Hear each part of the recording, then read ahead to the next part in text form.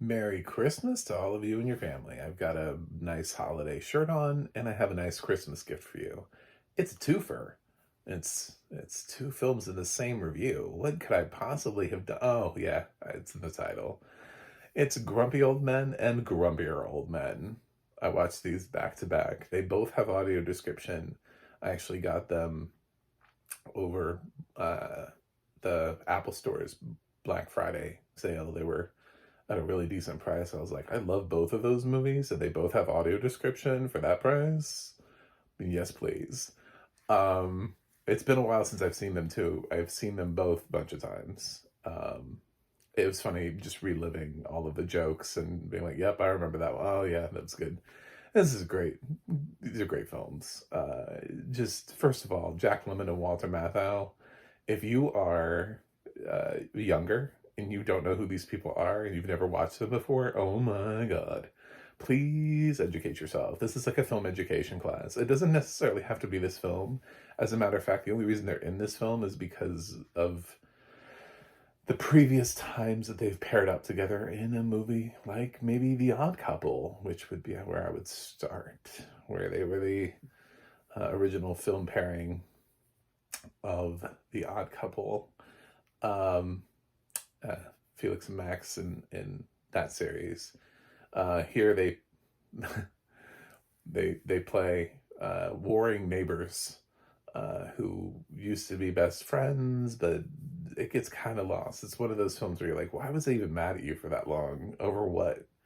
Um, and they a new neighbor moves into town in the first film, played by Anne Margaret, and of course these two bachelors who both have lost their wives um, at various points in time.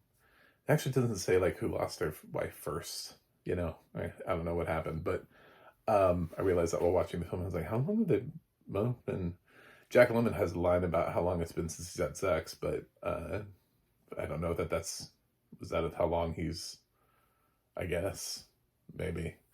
Um, but Mathau doesn't have anything as Max. He just, so anyway, so they both they're both really attracted to this free spirit that moves across the neighborhood. It's weird to think that they were young and they're playing younger characters, and that Anne Margaret is playing a younger character, and I feel really old. The audio description in the second film referred to Sophia Loren as being middle-aged, and I was like, was she? Oh my God. So, because now I'm middle-aged, so I'm now Sophia Loren in Grumpier Old Men. That's where I am. So,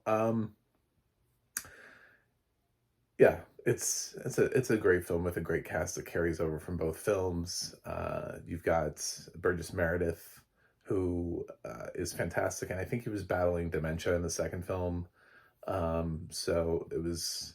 I think that's why there's so many outtakes of him, is that he's able to just get in there and quip away, and he's just great at doing what he's doing.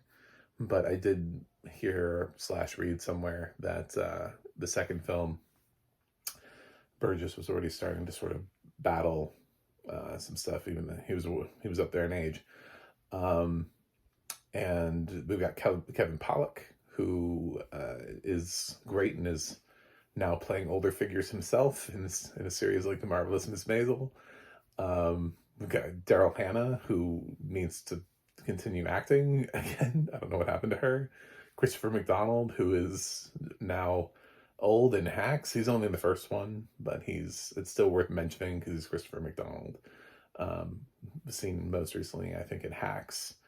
And Ozzie Davis, the great Ozzie Davis, is in this. So that is a plus. In the second film, you obviously you pick up Sophia Loren. That's the whole point of doing the second film. So that's nice too. So anyway, it's a delightful franchise. It has the same narrator through both films, and it doesn't say their name at the end of the credits. I stayed to the end of the credits, and this delightful person does not get credited for their narration. I don't know why. It's clearly newer narration too. Like somebody went back and added it more recently. I'm not going to say like this year, but more recently. It doesn't feel old at all, and she's delightful. She narrates it much like you would if you were narrating for kids, but it kind of works here because it's also a comedy. So she's very light. It's very light, and she points out things. She does have some stylistic choices that people would hate, in that people's names are being used immediately um, before you necessarily know who they are. Although I would say intelligent people would be able to draw most of these conclusions on their own. So you're waiting, what, seconds to learn their name? Uh, so I think we're all smart enough to pick on this stuff. Like when Jack Lemmon is introduced at the beginning of Grumpy Old Men, there's a tax collector banging on his door, and it shows him like climbing out of a back window, and the narration says, "We see John Gustafson climbing out the back of his window." Meanwhile, the guy up front is shouting for John Gustafson. So it's just connecting the dots that I think, you know, I suppose the other solution is we see a man climbing out the back window. A burglar? I don't know. Like, is this a murder mystery? Like, what's happening here? Yeah. So, yeah. They just go ahead and let you know that that's the joke, because obviously he's the star of the film. So you would figure out, a sighted audience would have seen Jack Lemmon. They would have known that they were there to see Jack Lemmon. Especially at this point in time. Nowadays, it's harder to say that people know who Jack Lemmon is, because I don't know that kids know who Jack Lemmon is. But an audience in 1993 certainly would have known who Jack Lemmon was by that point, and knew why they were there. So this is a really well-regarded actor, who still, this is not the end of his career. He went on to do many films after that. So did Walter Matthau. And they did more films together, like Out to Sea, which rests entirely on the two of their screen presences. It's not a great film, but they're good in it. But yeah, this is a blast. I love watching both films. Anne Margaret is a delight. She comes into the film with just so much light and joy, and she kind of maintains that throughout both films. And Sophia Loren has a completely different flavor when she comes in with her Italian and sort of sensuality and her love of food. And she's got a grandmother that Burgess Meredith can finally get paired up with. So I don't know. They're really great films. Technically, it's a really weird franchise, because I'll tell you that, yes, it does qualify as a Christmas film, at least the first time around, because the first time around, they clearly do go through Christmas. They start ahead of it, and then they work their way to Christmas, and then there's like a time jump. After Christmas, we see like there's a time jump of like 3 months, and then later on in Grumpier Old Men, after, when Sophia Loren is in town, she has an exchange with Aunt Margaret that reveals how long they've been married, which actually puts Grumpy and Grumpier Old Men within the same year. That's how close it is. So actually they circle back around toward the next Christmas. So if you want to do the math, you've got, March is probably where Grumpy Old Men ends, jumps 6 months forward. They definitely have a Halloween scene, so you're working your way into October, but then you work your way out of October. And we jump forward because there's some sort of a conclusion to the film, a little bit of a reconciliation / event at the end, which may or may not make it to Christmas time. They may have only made it to like Thanksgiving, but it's still a holiday movie, and I'm reviewing holiday classics, so arguably this movie does make it back around, because I don't think they get married, right after Halloween, but we're somewhere in November or December by the time this happens for them. Um, anyway, so yeah, it's almost like watching a full year in the life of these characters. Um, I love this film. It's been adapted to a musical, which I've always really wanted to see. There's a musical version out there of it. It just never really made it anywhere. But I did see that somebody took the time to try to make a Grumpy Old Men musical. I'd be so curious as to know what that was like.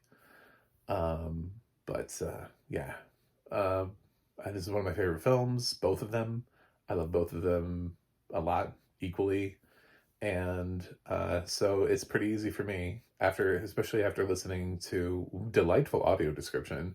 Her voice is. I don't know who this is. I don't want to make any guesses. I hate guessing wrong. Sometimes I think it's somebody, but the problem is that I think a lot of narrators have this ability to do this sort of like, just like parents do with their kids when they're reading like a bedtime story. Like, I'll talk like this normally, but if I was talking to my kids, I would talk a different way. I would talk, so Rudolph is on top of the roof and so there's like a different way that you can just change the tone of your voice, and somebody may not sound like themselves. So it becomes really hard because I don't think this person talks like this all the time, every day. This is decidedly a choice and makes it a little bit harder when they're choosing to give this flavor to this film. I love the flavor. It just makes it harder to just sit there and be like, is it Laura Post? Is this like who, like who is this? Because it really could be anybody. I didn't even get company at the end of this, and now I own the digital copies of these, so I know. I own the DVDs too, but the DVDs don't have audio description, which opens up a whole other conversation I'd love to have about why didn't we put these tracks on audio description to begin with on physical media. The whole point of DVDs is that they're able to hold more storage, and they already have multiple audio tracks because they have it in other languages. You can just switch to other languages. Anyway, it's very frustrating, but I love these films. And so whether you are a moron or a putz, I'm giving Grumpy Old Men and Grumpier Old Men both A+. I think they complement themselves really well, really nicely, and I'm a big fan. I think some people may not like the sequel as much as the first one. That's valid. If you don't, that's fine, because they don't have to fight over a lady. It's sort of like less, it's a different flavor because one of them won in the first movie, so it's basically the sequel exists so that Walter Matthau can find a companion also. But it's still fun, and Sophia Loren makes it a lot of fun. So, and the film has a little bit of an emotional punch to it. They're both great. Both my favorites. And I was really happy to share this with you on Christmas. I hope you're having a nice holiday. Thanks for watching this video. My Christmas wish is to go over 200 subscribers before the end of the year, so if you could please click subscribe. I am freakishly close to my goal. I would hate to miss out on it. I'm so close, it feels like falling and like you can almost touch the finish line with your fingertips, but you can't. So you can't technically finish the race. Like, that's how close I feel right now. So please subscribe. I also have a website, macthemovieguy.com. You can follow me on X, Threads, or Instagram at macthemovieguy. You can go to the audio description project, adp.acb.org.